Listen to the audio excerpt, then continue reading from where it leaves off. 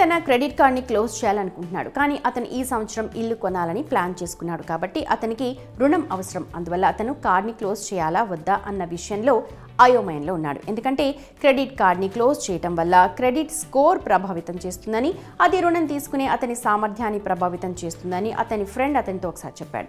మోహిత్ ఎదుర్కొంటున్న ఈ కన్ఫ్యూజన్ చాలా మంది ఎదుర్కొంటూ ఉంటారు. కాబట్టి క్రెడిట్ కార్డ్ని క్లోజ్ చేయటం నిజంగా మీ క్రెడిట్ స్కోర్ని ప్రభావితం చేస్తుందా?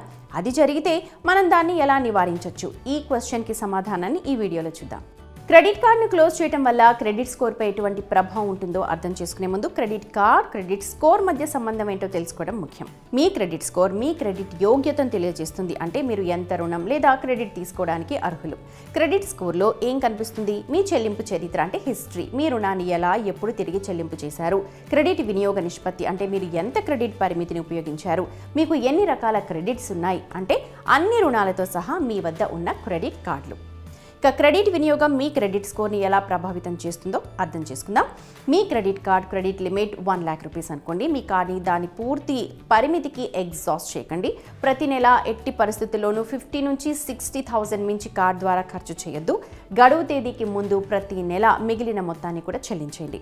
దీని కారణంగా మీ క్రెడిట్ వినియోగ నిష్పత్తి తక్కువగా ఉంటుంది. ఇది మీ క్రెడిట్ను బాధ్యతాయుతంగా ఉపయోగించినట్లు చూపిస్తుంది. ఇది మీ క్రెడిట్ స్కోర్పై సానుకూల ప్రభావాన్ని చూపుతుంది. దీనికి విరుద్ధంగా క్రెడిట్ వినియోగ నిష్పత్తి పెరిగినప్పుడు మీరు కనీస బకాయి వంటి ఎంపిక ద్వారా చెల్లింపు చేస్తే అది మీ స్కోర్పై ప్రతికూల ప్రభావాన్ని చూపుతుంది.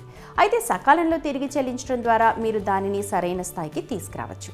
ఇప్పుడు క్రెడిట్ కార్డ్ క్లోజ్ చేయడం గురించి మాట్లాడితే మీ క్రెడిట్ స్కోర్ని అనేక విధాలుగా ఇది ప్రభావితం చేస్తుంది. ఒకటి కంటే ఎక్కువ కార్డులను కలిగి ఉంటే ఇతర కార్డుల క్రెడిట్ వినియోగ నిష్పత్తి పెరుగుతుంది. ఇది మీ క్రెడిట్ స్కోర్పై ప్రభావం చూపిస్తుంది. ఈ విషయాన్ని ఒక ఎగ్జాంపుల్తో అర్థం చేసుకుందాం. మీ దగ్గర 3 కార్డ్స్ ఉన్నాయనుకోండి. వాటిలో ఒకటి 20,000, రెండోది 30,000, మూడోది 50,000 పరిమితి ఉంటుంది. మీ వద్ద ఉన్న మొత్తం క్రెడిట్ పరిమితి 1 lakh rupees. ఇప్పుడు మీరు 50,000 పరిమితితో కార్డ్ని క్లోజ్ చేస్తే మీరు కేవలం 50,000 క్రెడిట్ పరిమితి మాత్రమే కలిగి ఉంటుంది. మీరు దానిలో 50% ఖర్చు చేస్తే మీ క్రెడిట్ వినియోగం పెరుగుతుంది. మరో ముఖ్యమైన విషయం ఏంటంటే క్రెడిట్ కార్డును క్లోజ్ చేయడానికి ముందు మీరు మీ మొత్తం బకాయిని చెల్లించాలి. ఒకవేళ 1 రూపీ మిగిలిన్నా సరే మీ క్రెడిట్ హిస్టరీ ప్రతికూలంగా ఉంటుంది.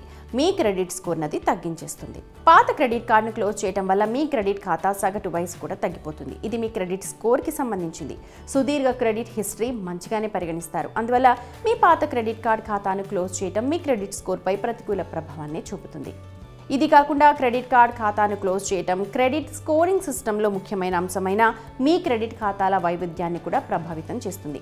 బ్యాంకులు సాధారణంగా వివిధ రకాల క్రెడిట్ రికార్డులను కలిగి ఉన్న రుణగ్రహీతలకు ప్రాధాన్యత ఇస్తాయి. మీ క్రెడిట్ కార్డ్ని క్లోజ్ చేయడం వల్ల ఈ వైవిధ్యంపై ప్రభావం చూపుతుంది. దాని ప్రభావం మీ క్రెడిట్ స్కోర్పై కనిపిస్తుంది. ఇప్పుడు సమస్యను మనం అర్థం చేసుకుందాం. అటువంటి సమస్య తలెత్తుకొనడానికి ఏం చేయాలి? మీ క్రెడిట్ కార్డ్ని క్లోజ్ చేసే ముందు మీ క్రెడిట్ నివేదికను సమీక్షించడం మర్చిపోవద్దు.